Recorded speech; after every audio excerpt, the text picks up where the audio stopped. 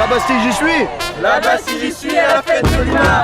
C'est la fête du peuple, c'est la fête de tous les travailleurs. La Bastille, j'y suis. L'UMA, si j'y suis. La fête de l'humanité, c'est tout. Là-bas, si j'y suis. Philippe Martinez, bonjour d'abord. Bonjour. France 2 vous ment. Voilà. On avait lancé ce tract. France 2 avait annoncé le 30 mai 2016, 67% des Français ont une mauvaise opinion de Philippe Martinez, le secrétaire général de la CGT. Alors, on a fait, nous, des vérifications à l'époque et on s'est aperçu que c'était un peu faux. Que c'était même tout à fait faux. En fait, c'est pas plus que 45%. C'est une entourloupe sondagière qui a été quand même balancée aux 20h de France 2 ce 30 mai 2016. Voilà pourquoi il faut soutenir là-bas si j'y suis, parce que nous, on repère ce genre de trucs. Philippe, vous êtes habitué à ce genre de choses, non ? On a du mal à s'y habituer. Par contre, c'est vrai que depuis 6 mois, on a entendu un certain nombre de choses qui demandaient à être vérifiées. C'est bien que certains le fassent correctement. Il y a eu une campagne de dénigrement de la CGT et au travers moi, on s'est attaqué au mouvement social, à la CGT. Et donc, ça a donné ce style de sondage, ça a donné des choses plus graves, beaucoup plus graves, qui n'ont pas été dénoncées par le gouvernement. La CGT, une organisation terroriste, Monsieur Gattaz dans le texte.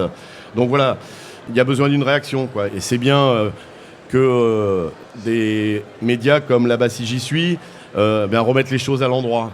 Avant de venir, là, je regardais un entretien que vous avez eu un matin sur France Inter, Léa Salamé, en pleine bagarre contre la loi travail, qui vous disait « Mais Philippe Martinez, vous allez plonger la France dans le noir ». Quel est l'objectif, Monsieur Martinez ? Plonger la France dans le noir ? Est-ce que dans les prochains jours, il y aura des coupures d'électricité ? Si le gouvernement ne retire pas le texte, Monsieur Martinez, est-ce que vous allez bloquer le pays jusqu'à l'euro et le BAC ?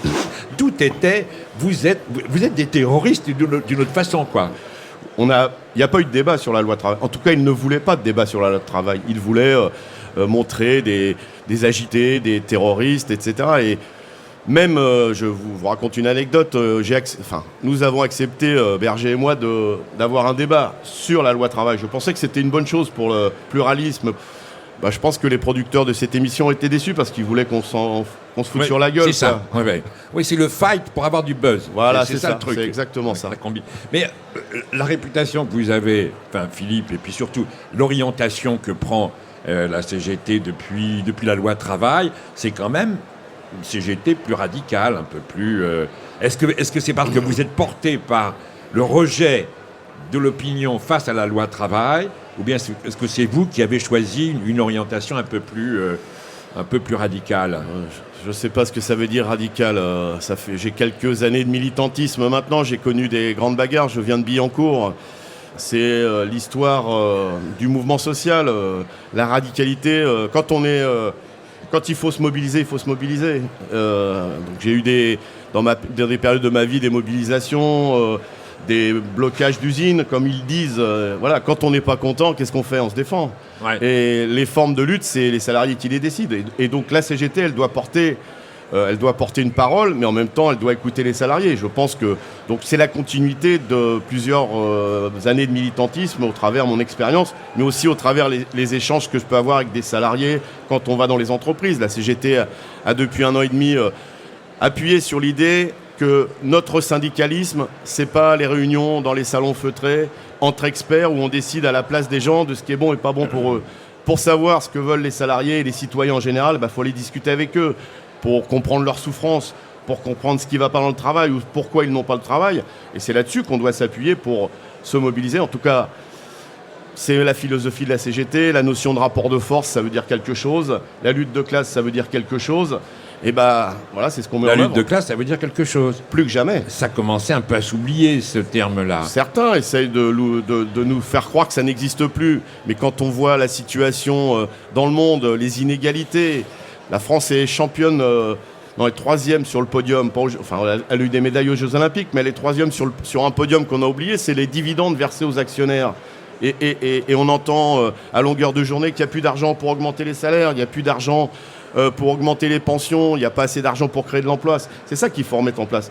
Et la frontière, elle est bien entre le monde du travail et le monde du capital. C'est celui qui pousse le plus fort, celui qui se mobilise le plus, qui récupère le fruit du travail. C'est ça la lutte de classe. C'est ça. Donc il y a un enjeu politique. C'est pas seulement un syndicalisme de gestion ou de défense des intérêts des salariés, mais il y a une orientation politique dans ce syndicalisme-là. Ceux qui disent que le syndicalisme ne fait pas de politique se trompent. Oui, ils font pas de syndicalisme. Ou en tout cas, ils n'ont pas la même conception du syndicalisme que nous. S'attaquer... il faut s'occuper des salariés, parce qu'on n'est pas non plus un club de penseurs dans la stratosphère où on a des idées, on les défend, mais en même temps, il y a le vécu quotidien des salariés. Eh oui, il y a ceux qui souffrent parce qu'ils n'ont pas de travail et ceux qui souffrent parce qu'ils ont trop de travail. Donc il faut s'occuper d'eux, mais en même temps, il faut donner des perspectives sociales. Et donc, oui, le syndicat doit faire de la politique.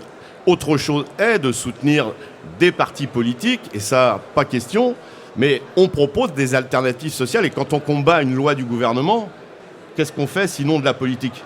Vous vous êtes fait remarquer aussi, Philippe Martinez, avec Nuit debout. Il y a eu ce mouvement centré sur la place de la République à Paris, mais pas seulement. Et on disait comment ça va se passer à la CGT, parce que pour beaucoup, cette espèce de bouillon de culture qui a été, et puis que continue d'être peut-être Nuit debout, il y a comme une certaine réticence. Qu'est-ce que c'est la CGT? Qui c'est ces gars-là? C'est des vieux staliniens, machin, des espèces de trucs carrés comme ça, et qui se méfient des mouvements d'étudiants, etc. Et finalement, ça s'est vachement bien passé. C'est-à-dire que vous êtes venus, vous avez écouté. On se disait, oh là, la CGT va faire un discours du haut de sa tribune, et puis ils vont se barrer après. Non, vous avez écouté. Oui, ça tombe bien, il n'y avait pas de tribune, donc je ne pouvais pas faire un discours du haut de ma tribune. Non, mais la CGT, là aussi, elle doit être ouverte à tous les mouvements, qu'ils soient les associations sociales. On écoute, on est ouvert, on n'est pas une secte fermée sur nous-mêmes. Il faut voir ce qui se passe dans le monde, en France, en respectant... ce que portent ceux qui étaient à Nuit debout ou ailleurs, et en même temps en demandant qu'on nous respecte aussi. C'est ça, je pense, qui doit encore évoluer dans la CGT, plus d'ouverture, plus de liens avec ce qui se passe autour de nous. Et donc, c'était normal que Nuit debout, qui est issu du mouvement social, eh bien, on aille écouter, mais parler aussi. Moi, je me bats pour que la CGT, elle ait son identité. Et c'est ce croisement de différentes expériences, de différentes identités qui font la force d'un mouvement. Donc on y va humblement, mais en demandant à être respecté. Et puis après on échange, il y a eu beaucoup de débats sur la grève générale ce soir-là. Voilà, puis Nuit debout, c'est aussi quelque chose qui n'est pas uniforme. On vous a dit qu'il faut la grève générale. Oui, ça on me le dit. 4 fois par jour. Oui. Ouais. Vous répondez quoi, ça? Il faut faire gaffe à pas faire n'importe quoi. Non, je dis que pour qu'il y ait des grèves, il faut convaincre les salariés. Donc, il ne faut pas brûler les étapes. Tous les mouvements sociaux qui ont marqué des points, c'est des mouvements sociaux qui ont été larges, qui ont rassemblé beaucoup de monde. C'est pas, là aussi, c'est pas quelques individus qui vont bloquer une usine et qui vont dire « ça y est, la révolution est en marche ». Il faut convaincre. Et donc, la grève générale, on peut disserter longuement dessus. On parle beaucoup de convergence de lutte. Et je dis toujours, pour qu'il y ait convergence de lutte, le début, c'est qu'il y ait des luttes dans toutes les entreprises. Et c'est ça le boulot de la CGT. Et après, on peut appeler ça grève générale ou grève autre chose. Ce qu'il faut, c'est des mobilisations. Et c'est ça le boulot qu'on a en cette rentrée à continuer, c'est élargir ce mouvement. Et après, on mettra les qualificatifs qu'on veut sur la notion de grève. Il faut des mobilisations, il faut que les gens, les salariés, les citoyens en général, prennent leurs affaires en main et se mobilisent. 12 manifs contre la loi travail. On a même une 13e la semaine prochaine. Il y aura la 13e le 15. 12 manifs, 5 mois de lutte, une opinion qui, selon les sondages, mais ils ont été assez nombreux pour qu'on les prenne en compte. On peut les croire, ceux-là. Voilà, ceux-là. D'abord, quand ils sont favorables, on appelle ça des enquêtes. Hein. C'est pas des sondages. On appelle ça des études. D'accord. Enfin, non, mais ça a été constant quand même. Hein. Et il y a très clairement... l'opinion était hostile à cette loi travail qui d'ailleurs est passée en force, que ce soit avec le 49.3, que ce soit aussi par la force policière contre les manifestants. C'est ce qu'ils appellent le dialogue social. C'est ce qu'ils appellent le dialogue social et qui est passé définitivement adopté le 20 juillet. Vous considérez que c'est cuit, que les carottes sont cuites, ou bien qu'il y a encore des recours. Non, il y a encore les carottes sont pas cuites. Parce que ce mouvement d'opinion ou ces études montrent que ce mécontentement il est ancré. Et je pense que le mécontentement il est beaucoup plus large que la seule loi travail. Oui, probablement, oui. C'est certain. Donc voilà, on sent qu'il y a un terreau pour que les mobilisations demeurent. Après, il y a besoin, les manifestations, les grèves reconductibles, parce qu'il y a eu des camarades qui se sont battus pendant 20 jours, 25 jours dans certaines entreprises. La motivation est toujours là, mais il faut élargir. Et donc, on demande l'abrogation de la loi travail, mais en même temps, c'est pour ça que j'évoquais cette conjugaison entre ces mouvements nationaux et l'ancrage dans l'entreprise, parce qu'il y a des entreprises où les accords d'entreprise sont déjà prêts. L'encre est sèche. Et donc, il va bien falloir aider ses camarades et ses salariés, là où on est présent, mais là où on n'est pas présent, pour dire la loi travail ne doit pas rentrer dans l'entreprise. Et donc, c'est cette conjugaison. Et puis, il y a les recours juridiques, parce que c'est quand même honteux que la France, avec tout ce qu'elle représente dans le monde ouvrier, j'étais au Portugal la semaine dernière, ils ne comprennent pas qu'en France, on puisse avoir ce type de loi. Eh bien, elle a été condamnée par l'Organisation internationale du travail et par l'ONU. L'OIT, s'appuyant sur ce qui s'est passé en Grèce, dit c'est pas normal qu'on casse tous les repères collectifs. Ouais. Et l'ONU a dit aussi la loi travail va accentuer la précarité en France, ne va pas régler le chômage. Et de ce que j'ai entendu, la ministre, on est en train d'essayer de récupérer son courrier, a répondu à l'ONU, mais vous savez pas de quoi vous parlez. Sympa. Une ministre du Travail qui fait la leçon à l'ONU en lui disant on va vous expliquer, vous n'avez rien compris.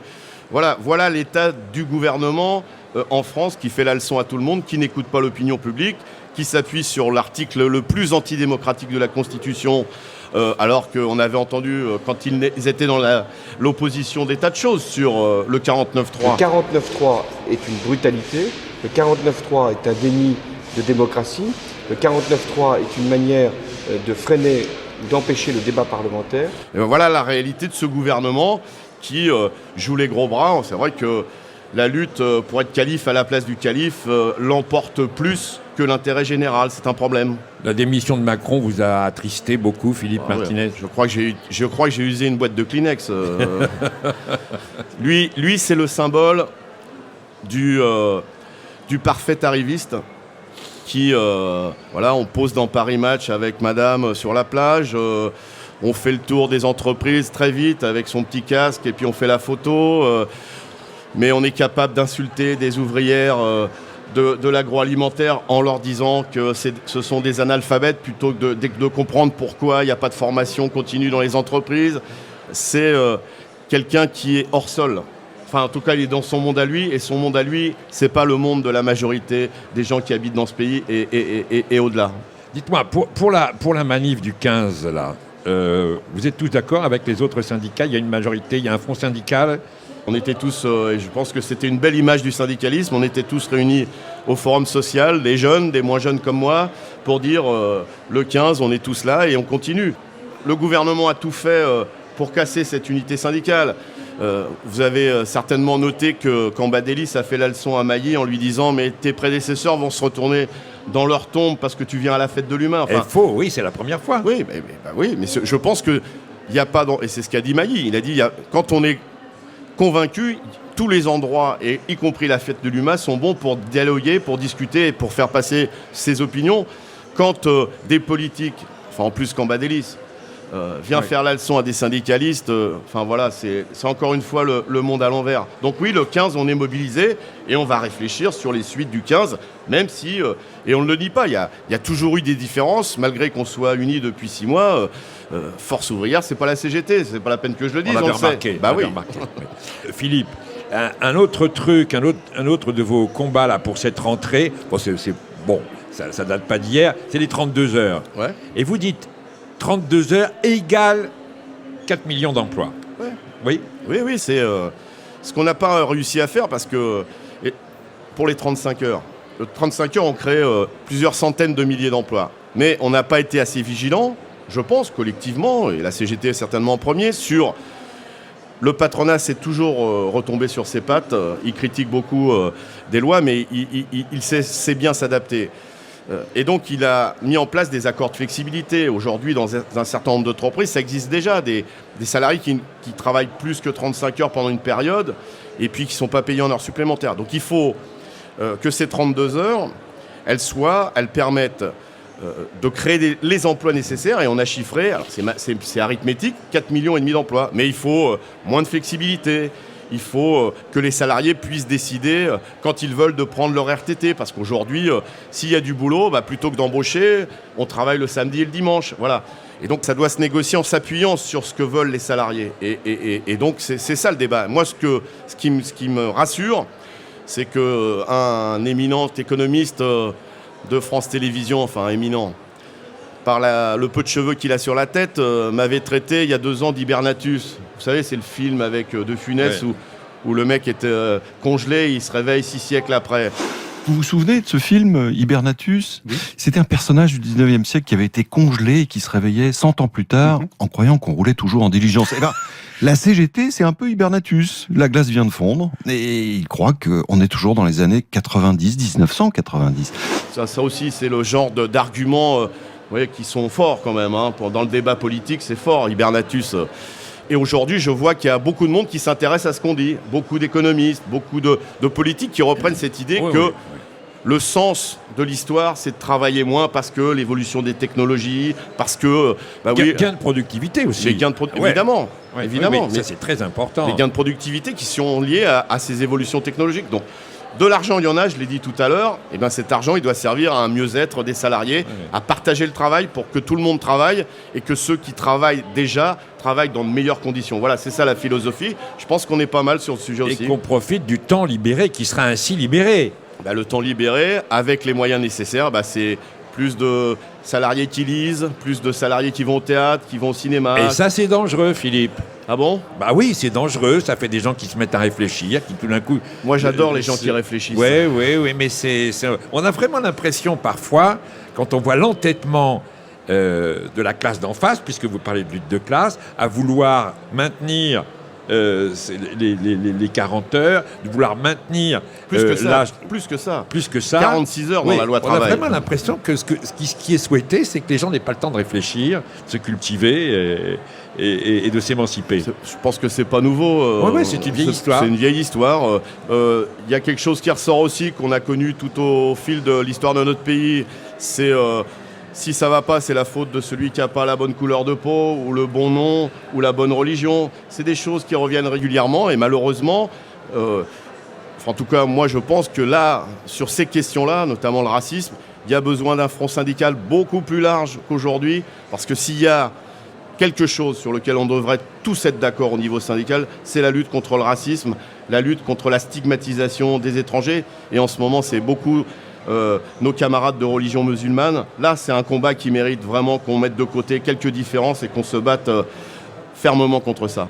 Et c'est pas moi qui l'ai dit, mais quand la classe ouvrière est divisée, le patronat se régale et rigole. Burkini, vous avez réagi sur l'histoire du Burkini ? Oui, bien sûr qu'on a réagi. C'est un problème social, c'est un problème de liberté et d'émancipation des femmes. Mais interdire, c'est pas en interdisant, en plus, un phénomène marginal, le burkini sur les plages, et en stigmatisant, parce qu'il y a eu, pendant 3 semaines, on n'a parlé que de ça. Et ça, oui, mais ça, comme ça, on parle pas des 32 heures, ou on parle pas du chômage. Et donc, essayer de mettre ça au cœur de la campagne, c'est vouloir détourner l'attention. Et avec des arrière-pensées racistes, et quand j'entends un Premier ministre de la France, socialiste, je crois, qui renforce ces idées, il y a vraiment besoin de se mobiliser sur ces questions.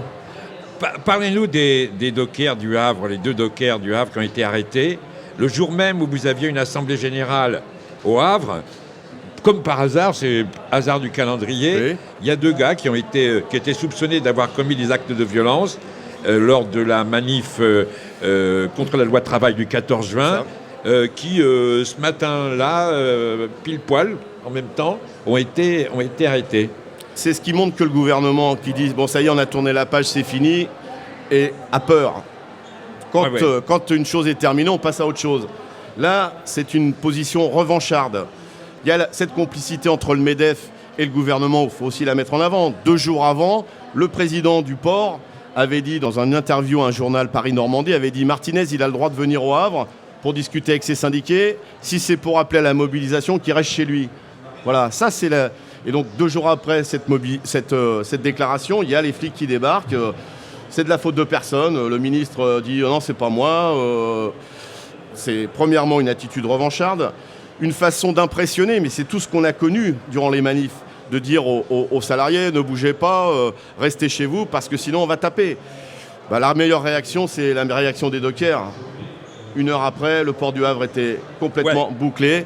Tous les dockers étaient en grève et ils ont dit si vous libérez pas nos camarades, demain c'est les ports entiers en France qui seront fermés. Ça, c'est des réactions qui me plaisent. Les gars ont été libérés ?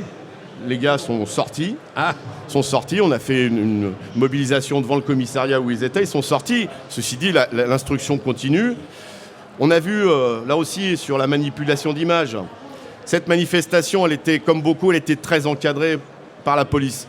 Et on a toujours fait en sorte que les manifestants puissent se sortir des manifestations à la fin le mieux possible. Eh bien, ce jour-là, le 14 juin, à la fin de la manifestation, il y avait un cordon de CRS, enfin plusieurs d'ailleurs, qui ont chargé les manifestants.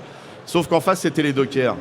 Et ils ont chargé, les dockers se sont défendus. Sauf que les images qu'on voit, c'est ceux qui se défendent et pas ceux qui attaquent. Et là aussi, il y a besoin, dans les médias, de plus de clarté, de plus de transparence. Alors là on parle des dockers du Havre. Ils sont costauds parce qu'ils peuvent installer un rapport de force. Ils peuvent bloquer tout de suite. Leur arme, c'est on bloque. La première chose dont on n'en parle pas assez, c'est qu'ils sont tous à la CGT. Ouais. Tous. Et ça, c'est un moyen pour s'unifier, pour travailler ensemble. Donc il faut plus de syndiqués en France. Et si c'est à la CGT... c'est mieux. Moi, ça ne me dérange pas. Il y a les Goodyear. Et il y a les Goodyear, mais les Goodyear, pareil. Donc cette question de la répression... Il y a Air France, il y a les Goodyear, il y a les dockers, et puis il y a tous ceux dont on ne parle pas. Il y a des militants qui sont sanctionnés parce qu'ils ont signé une pétition. Il y a des militants qui sont licenciés parce que justement, ils écoutent le patronat. Le patronat dit il n'y a pas assez de syndicats en France, il faut plus de présence. Mais dès qu'on se dit moi je veux être délégué, on est licencié sur le champ. La CGT, pour la CGT, ce combat pour les libertés syndicales, c'est un combat aussi sur nos valeurs. Et donc il y aura des mobilisations le 27 septembre pour les Air France et le 19 octobre sur les Goodyear, parce qu'on ne peut pas laisser nos camarades de Goodyear aller en prison, mettre des militants syndicaux en prison. Si on dit ça justement à quelqu'un qui aurait disparu de la circulation pendant plusieurs années, il vous répondrait mais c'est une dictature qui fait ça, mettre des militants syndicaux en prison. Ouais, criminalisation du mouvement syndical, ça date pas d'hier. Ça aussi, c'est une vieille coutume. Hein. C'est une vieille culture, mais je trouve que dans la période, ça s'est beaucoup accentué. Et ça s'est fait avec la complicité du précédent gouvernement. Et ça se fait aujourd'hui avec la complicité de ce gouvernement. La CGT réclame depuis des années une loi d'amnistie. Il y avait possibilité de la faire passer au début du mandat, parce que le gouvernement avait la majorité partout. Il y a même une loi qui a été déposée, et bien ça a été balayé d'un revers de main. C'est quand même un scandale.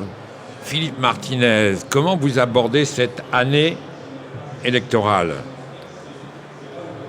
Il y a des élections, je ne sais pas si vous êtes au courant, l'année prochaine. Les très petites entreprises à la fin de l'année, c'est l'occasion pour des tas de salariés des petites entreprises qui n'ont jamais l'occasion de s'exprimer, de voter. Et puis, ça a un intérêt, cette élection, c'est que c'est sur liste. Et donc, même s'il n'y a pas la CGT dans son entreprise, eh bien, on peut voter pour la CGT parce qu'on vote pour des listes. Mais comme je voyais un petit œil qui allait plus loin, oui, il y a des élections présidentielles, je crois. C'est ça. Voilà. C'est ça. Eh bien, nous, en tout cas, on veut peser pas pour soutenir un candidat quel qu'il soit.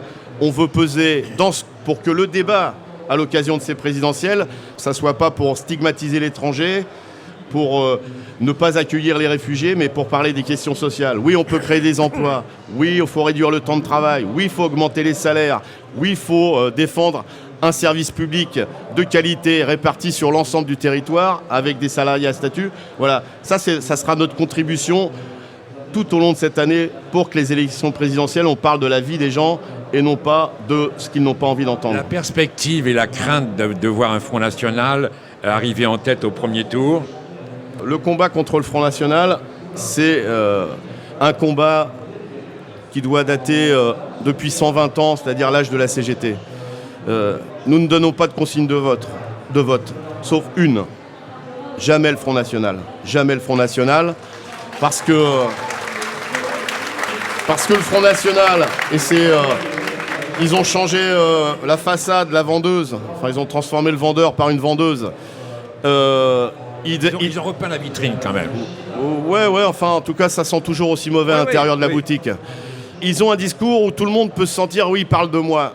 Mais le Front National termine toujours ses phrases par « sauf ». C'est-à-dire que tout le monde doit pouvoir travailler, sauf ceux-là. Oui. Tout le monde doit pouvoir augmenter, sauf ceux-là. Les chômeurs, on va s'occuper d'eux, sauf qu'il faut que c'est des feignants, etc. Et donc, c'est un parti de l'exclusion.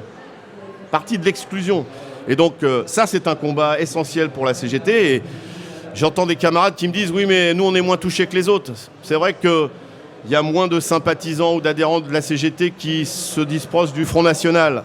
Mais même 1%, c'est trop. Mais on entend des propos dans les syndicats, parfois, de camarades qui nous disent « Ouais, mais celui-là, t'as vu, il nous pique notre boulot. Il y a le problème avec les travailleurs détachés, ou il y a des oppositions. » On a parfois tendance, c'est pas général, mais quelquefois à dire « Oh non, mais c'est un sujet compliqué, on en reparlera plus tard. » Non, au contraire, il faut en parler tout de suite. Quand on fait le ménage, on ne met pas la poussière sous le tapis. On fait le ménage. Et on ne va pas lâcher là-dessus. Bon, eh ben, Philippe, tout ça est assez encourageant. On peut applaudir à travers Philippe Martinez la CGT, parce que lui, personnellement, il n'est que le porte-parole et le secrétaire général. Merci à tous. Merci Philippe Martinez. À bientôt. Merci. Et courage. Salut. Une autre info est possible. Là-bas, si j'y suis. Écoutez ça.